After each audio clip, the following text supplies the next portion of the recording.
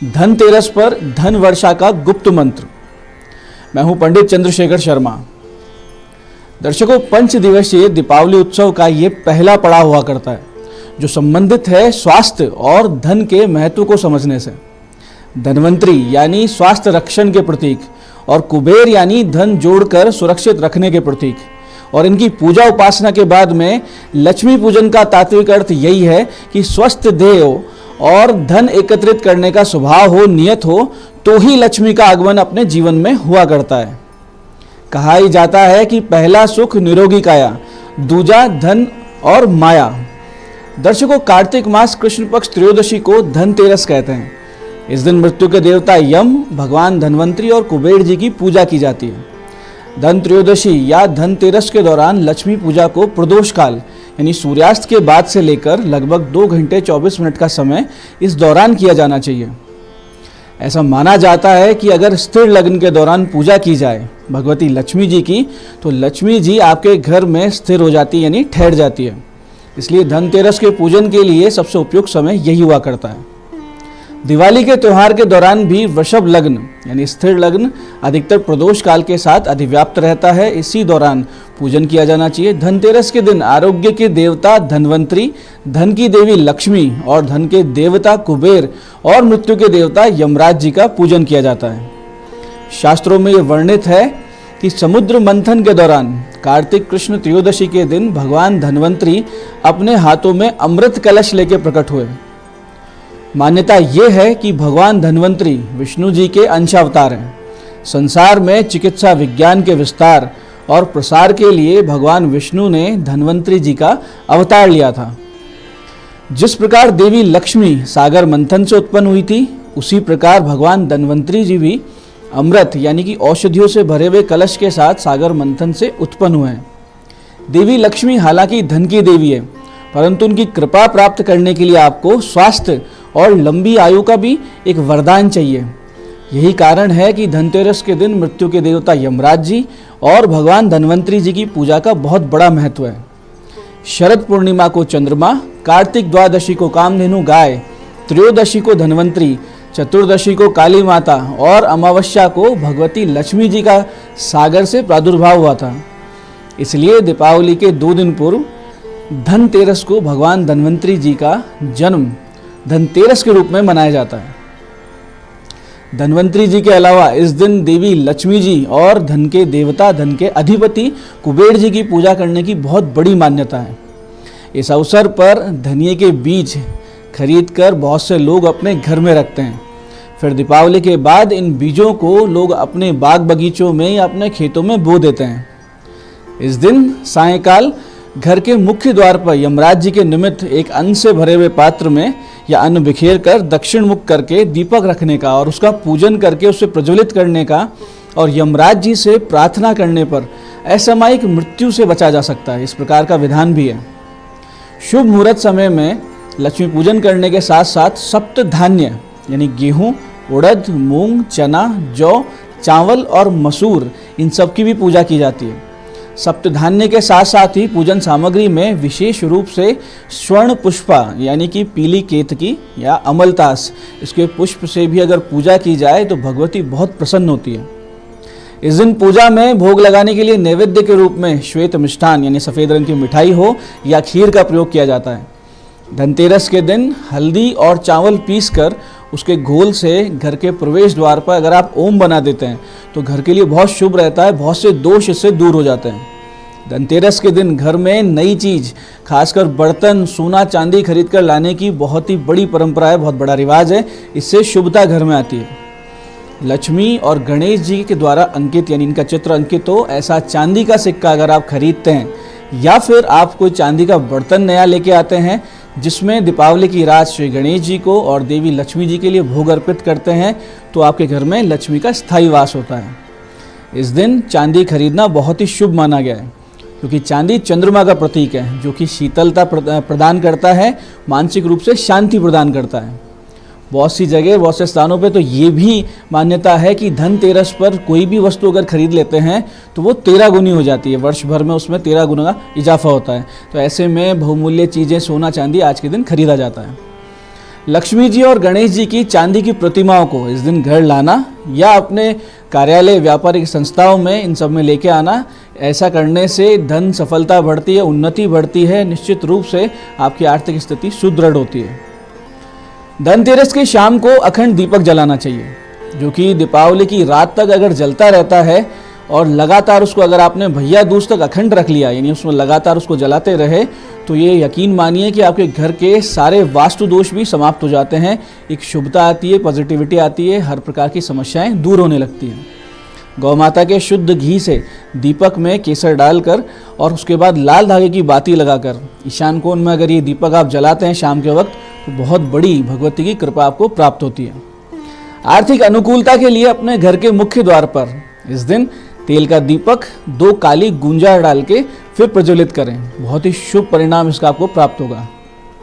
गंधादि से पूजन करके अन्न की ढेरी पर इस दीपक को रखें और स्मरण ये रहे कि वो दीपक रात भर जलता रहना चाहिए, बुझना नहीं चाहिए, तो इसका आप प्रबंध निश्चित रूप से करें। धनतेरस के दिन अगर आपके घर पे छिपकली दिख जाती है तो मान्यता ये भी है, लोक मान्यता है कि पूरे वर्ष भर आपके घर में धन की कमी नहीं रहेगी, यानी आगे से आगे कोई ना कोई व्यवस्था अच्छी बनती रहेगी। धनतेरस और हस्त नक्षत्र का संयोग ये भी बहुत ही विशेष होता है, जो इस बार है शाम को। तो इस संयोग में हार श्रृंगार का बांदा अगर आप घर ले आते हैं, यानी हार श्रृंगार के पौधे में कोई दूसरा पौधा लग रहा हो, उसको निमंत्रण पूर्वक घर ले आएं और महालक्ष्मी का पूजन उसको सामने रख के करें और फिर उसे लाल कपड़े में लपेट के आप तिजोरी में रख देते हैं, तो बहुत ही तीव्र गति से आपकी धन बढ़ता है, समृद्धि बढ़ती है और उन्नति बढ़ती है। ऐसा करने से सामने से आपको नए नए लाभ के, नए नए प्रॉफिट के अच्छी अपॉर्चुनिटीज़ प्राप्त होने लगती हैं। दर्शकों, धनतेरस के दिन खरीदारी और पूजन के शुभ मुहूर्त कुछ इस प्रकार हैं। सुबह 8:02 से दोपहर 12:23 तक, उसके बाद में दोपहर 1:50 से दोपहर 3:16 तक और फिर शाम को 5:44 से शाम 6:05 तक। धनतेरस की पूजा का शुभ मुहूर्त प्रदोष काल में रहेगा, जो कि शाम 5:44 से शुरू होगा और 8:17 तक रहेगा। वृषभ काल यानी स्थिर लग्न शाम को 7:01 से 8:56 तक रहेगा। वहीं पूजन का जो सबसे सर्वश्रेष्ठ मुहूर्त है, जिसको विशिष्ट मुहूर्त भी कह सकते हैं, वो शाम को 5:44 से शाम 6:05 के बीच रहेगा।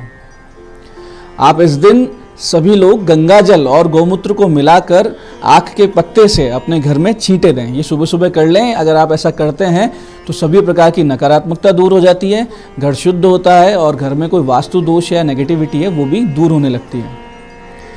दर्शकों, समुद्र मंथन के समय देवी लक्ष्मी के साथ साथ देवताओं के वैद्य भगवान धन्वंतरी जी भी हाथ में दिव्य औषधियों से भरा हुआ अमृत कलश लेकर प्रकट हुए थे, अवतरित हुए थे। इसलिए ये दिन भगवान धन्वंतरी जी के जन्मोत्सव के रूप में मनाया जाता है और उनकी विशेष पूजा की जाती है।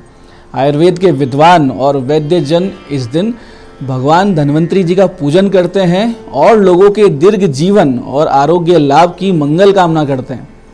इस दिन नीम के पत्तों से बना हुआ प्रसाद ग्रहण करने का बड़ा महत्व है। माना यह जाता है कि नीम की उत्पत्ति अमृत की बूंद से हुई थी और धन्वंतरी जी अमृत के दाता हैं। इसलिए इसके प्रतीक स्वरूप धन्वंतरी जयंती के दिन नीम के पत्तों से बना हुआ प्रसाद बांटा जाता है। इससे स्वास्थ्य लाभ होता है, पित्त की शांति होती है। धनतेरस के दिन अपनी शक्ति के अनुसार बर्तन क्रय करने से और घर पे लेकर आने से, उनका पूजन करने से बहुत बड़ा लाभ होता है। उसका प्रथम उपयोग अगर आप भगवान के लिए करते हैं, यानी भगवान के प्रसाद के निमित्त करते हैं, ऐसा करने से आने वाला पूरा साल आपके लिए बहुत समृद्धिशील होता है, धन धान्य की कभी कमी नहीं आती है। दर्शकों, भगवान धन्वंतरी जी के इस दिन के विशेष पूजन के लिए इनके चित्र को एक चौकी पर स्थापित करें, या तो चित्र स्थापित करें या भगवान विष्णु जी का चित्र हो। इसके बाद में पूजन स्थल पर चावल चढ़ाएं, आचमन के लिए आप थोड़ा सा जल छोड़ें। फिर भगवान धन्वंतरी जी का आह्वान आप इस मंत्र से करें।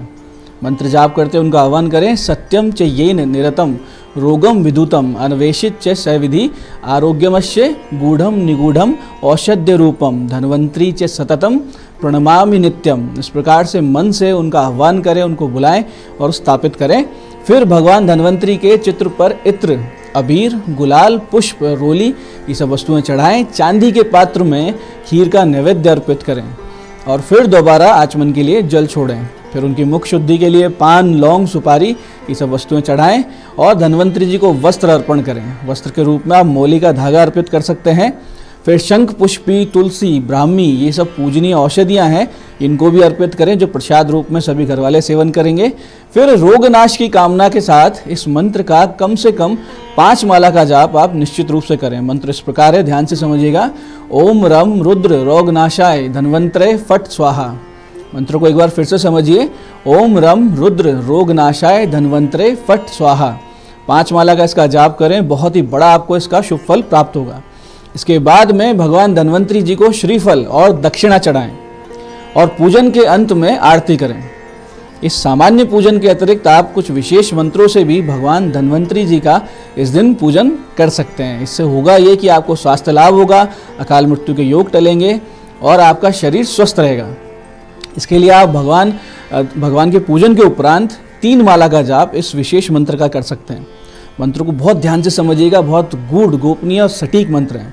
मंत्र इस प्रकार है। ओम नमो भगवते महासुदर्शनाय वासुदेवाय धन्वंतराय अमृत कलश हस्ताय सर्व भय विनाशाय सर्व रोग निवारणाय त्रिलोक पथाय त्रिलोकनाथाय श्री महाविष्णु स्वरूप श्री धन्वंतरी स्वरूप श्री श्री श्री औषध चक्र नारायणाय नमः।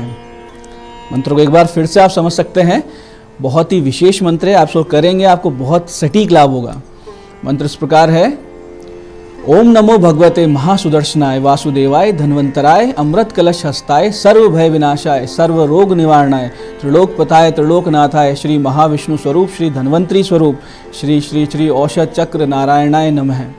3 माला का जाप कीजिए, बहुत बड़ा रिजल्ट आपको प्राप्त होगा। दर्शकों, धनतेरस के दिन अखंड संपत्ति की कामना से यक्षाधिपति कुबेर महाराज का पूजन भी किया जाता है।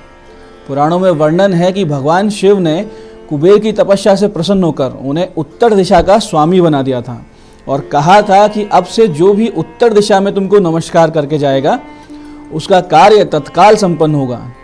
तब से कुबेर उत्तर दिशा के स्वामी होकर शक्तिशाली लोकपाल के रूप में प्रतिष्ठित हुए और तब से उत्तर दिशा का एक नाम कौबेरी भी हो गया।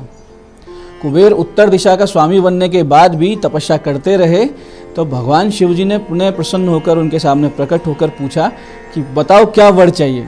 ऐसे में कुबेर जी ने कहा कि मुझे ऐसी अक्षय और विस्तृत संपत्ति दीजिए जिसको कोई भी मुझसे छीन ना सके। इतना ही नहीं, मैं जिस पर कृपा कर दूं वो भी अथाह संपत्ति का स्वामी बन जाए। भगवान शंकर जी ने प्रसन्न होकर उन्हें समस्त देवताओं, दानवों और मानवों की अक्षय संपत्ति और नव निधियों और अष्ट सिद्धियों का स्वामी बना दिया और वरदान दिया कि जो भी विधि विधान से तुम्हारी पूजा करेगा तुम्हारी कृपा से वो अक्षय संपत्ति का स्वामी बन जाएगा। तब से कुबेर महाराज धनाधिपति, धनेश, निधिनाथ, शिव सखा, देवताओं के कोषाध्यक्ष, धनाध्यक्ष होकर इस पूरे संसार के समस्त चर अचर संपत्तियों के स्वामी बन गए। इस प्रकार से महाराज कुबेर, जो कि विश्रवा ऋषि और उनकी पत्नी इलविला के पुत्र हैं, इनकी ख्याति यक्षों के अधिपति के रूप में भी विख्यात है। ये जो पद है यानी यक्षपति का जो पद है, ये इनकी कठोर तपस्या से प्रसन्न होकर मरुदगणों ने इनको दिया था। पद्म पुराण के अनुसार गंधमादन पर्वत पर गिरिहार में इनका विशेष प्रकोष्ठ है, इनका महल है, जहाँ से ये अक्षय संपत्ति का संचालन करते हैं। अपनी 3 अक्षय संपत्ति का मात्र 16वां हिस्सा ही इन्होंने पृथ्वीवासियों को वितरित किया। दर्शकों, कुबेर महाराज के 16 स्वरूप है जिनकी तंत्र के द्वारा अलग अलग विधान से पूजा होती है, अलग अलग फल प्राप्त होते हैं। वो स्वरूप इस प्रकार है। कुबेर, त्र्यंबक सुख, यक्षराज, गुह्यकेश्वर, धनद, राजराज, धनाधिप, किन्नदेश, वैश्रवण, पौलस्त्य, नरवाहन, सक्ष, एकपिंग, एलविल, श्रीद और पुण्य जनेश्वर। ये 16 स्वरूप बहुत ही महत्वपूर्ण है जब आपको संपत्ति चाहिए हो। दर्शकों, इस दिन कुबेर महाराज के यंत्र की पंचोपचार से पूजा करनी चाहिए और उसके बाद में इस मंत्र के द्वारा आह्वान करें। आव्यामी देव त्वमामि हायाहि कृपा कुरु कोशम वृद्धे नित्यम त्वय परिरक्ष सुरेश्वर। इस प्रकार से मंत्र से आह्वान करें। इसके बाद में आप इस मंत्र का यथाशक्ति संध्या उपरांत यानी शाम को 6:30 बजे बाद में इसका जाप करें। ओम कुबेराय नमः। यथाशक्ति जितना ज़्यादा जाप करेंगे उतना ही आपको बड़ा इसका प्रभाव प्राप्त होगा।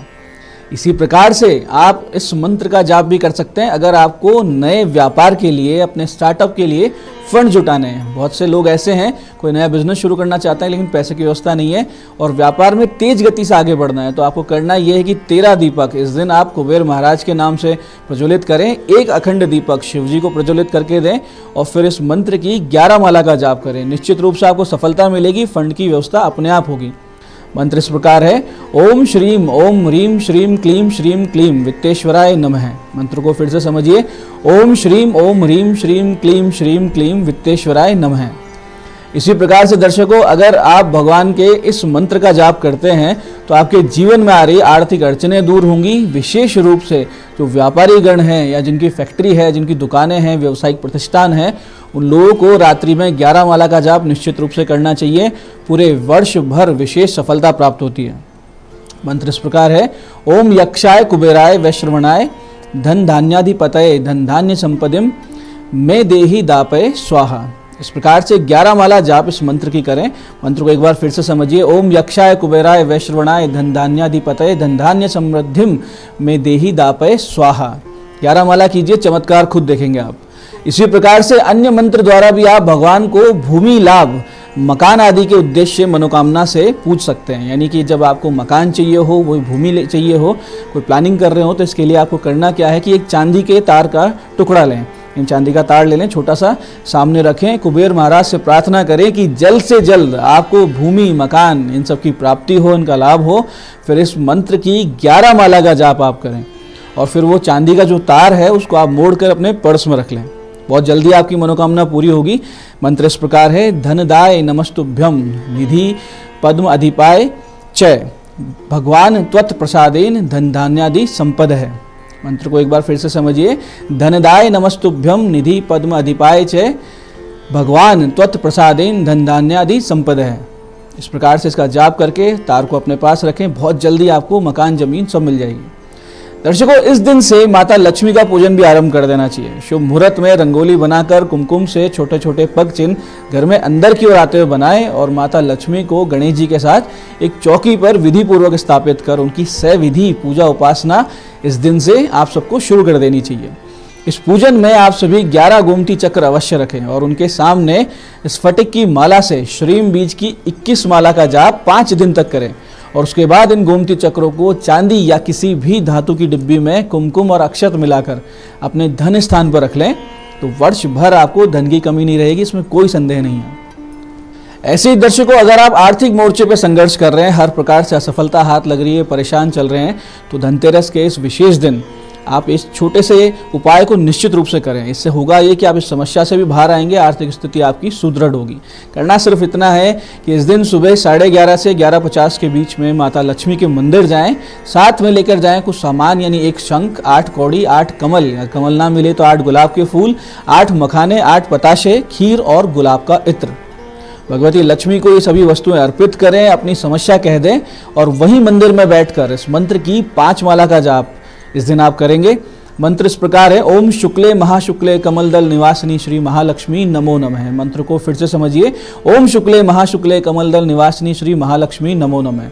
इसके बाद में भगवती के चालीसा का पाठ करें और भगवती को दंडवत प्रणाम कर प्रदक्षिणा कर घर लौटाएं। इसी दिन से आपकी आर्थिक स्थिति में सुधार आएगा, इसमें कोई संदेह नहीं है। अचानक से धन लाभ की स्थिति आपके जीवन में बनने लगेगी।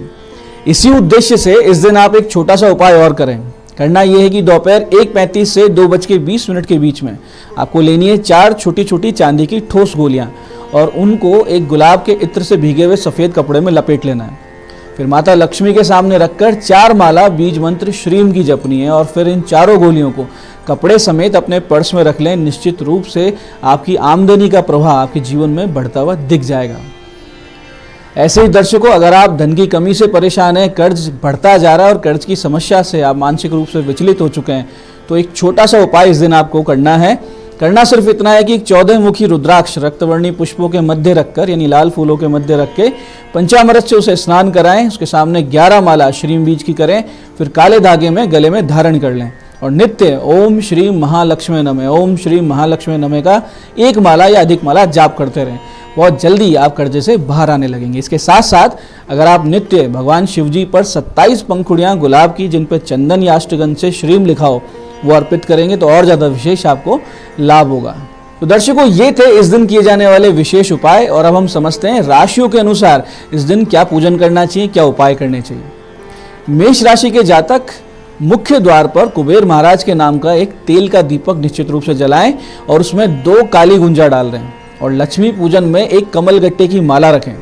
इसे लाल वस्त्र में बांधकर हमेशा अपने पास रखना है आपको। इससे आपकी आर्थिक स्थिति निश्चित रूप से सुधरेगी। ऐसे ही वृष राशि के जातकों को कुबेर पूजन में गौ माता के घी से 2 दीपक जलाने और उनकी बत्तियां आपस में मिले इस प्रकार आमने सामने रखना है। बहुत ही विशेष कृपा आपको इससे प्राप्त होगी। मिथुन राशि के जातकों को एक जटा युक्त नारियल लाल वस्त्र में बांधकर लक्ष्मी जी को अर्पित करना है। इसके अलावा हल्दी की माला गणेश जी को अर्पित करनी है। बहुत तीव्र गति से आपका इससे भाग्योदय होगा। ऐसे ही कर्क राशि वालों को इस दिन भगवान विष्णु जी के मंदिर जाना है, वहाँ ध्वजा अर्पित करनी है और बैठ के विष्णु सहस्त्र नाम का पाठ करना है। बहुत ही शुभ रहेगा। सिंह राशि वालों को लाल रंग के एक दीपक में यानी लाल रंग से रंगे हुए दीपक में गौ माता का घी डालकर शिव मंदिर में भगवान कुबेर के नाम से यानी कुबेर महाराज जी के नाम से एक दीपक प्रज्वलित करना है। बहुत विशेष लाभ होगा। कन्या राशि वालों को कमल गट्टे की माला लक्ष्मी मंदिर में जाके अर्पित करनी है। बहुत ज़्यादा विशेष लाभ इसी से होगा आपको। तुला राशि वालों को इस दिन किसी कन्या को, छोटी बच्ची को सफ़ेद मिठाई खिलानी है और प्रणाम करना है। माता लक्ष्मी की विशेष कृपा प्राप्त होगी।